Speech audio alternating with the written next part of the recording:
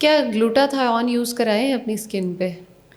دیکھیں گلوٹاتھیون بھی کیا کہتے ہیں، بیسکلی ہمیں یہ پتہ ہونا چاہیے گلوٹاتھیون ہے کیا. یہ ایک مالیکیول ہے بیسکلی جو 3 ہمارے امائنو ایسڈز ہیں، گلائسین ہے، سسٹین ہے اور گلوٹامک ایسڈ ہے، اس کا کمبینیشن یہ ہے.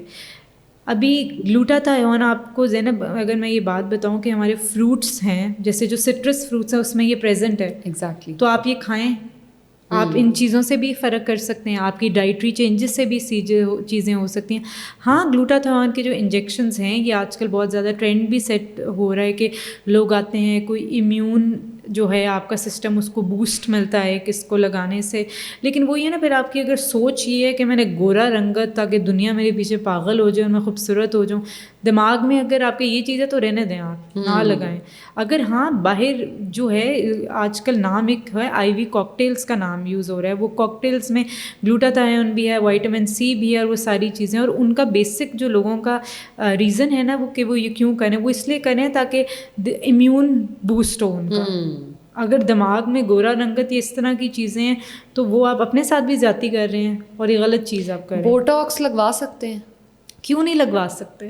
مطلب یہ جتنے بھی انجیکٹیبلس ہیں، بوٹاکس ہیں، فلرز ہیں، دیکھیں ایک سرٹن ایج کے بعد آپ کی skin normal part of the ageing process ہے کہ آپ کی اسکن ساگی ہو جانی ہے. اگر آپ ایک سرٹن ٹائم پیریڈ میں اپنی اسکن کو کنٹرول کر لیں، وہ ساگینس کو، اور اپنی جو ڈھلک رہی ہے ساری اسکن، تو آپ لگوائیں.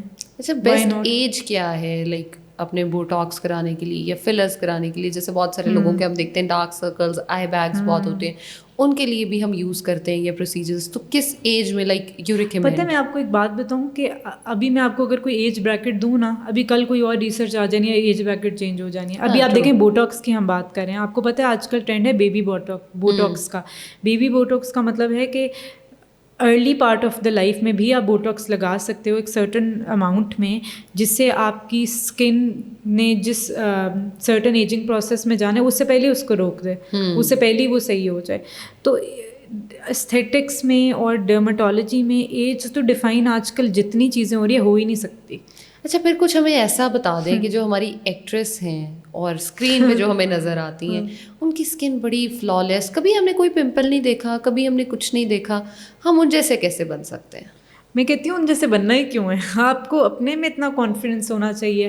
میں حوریہ ہوں، میں ابھی میک اپ ریموو کروں، میرے نیچے آپ کو فیس پہ دانے نظر آئیں گے، مجھے تو کوئی فرق نہیں پڑے گا، حوریہ تو میں رہوں گی نا.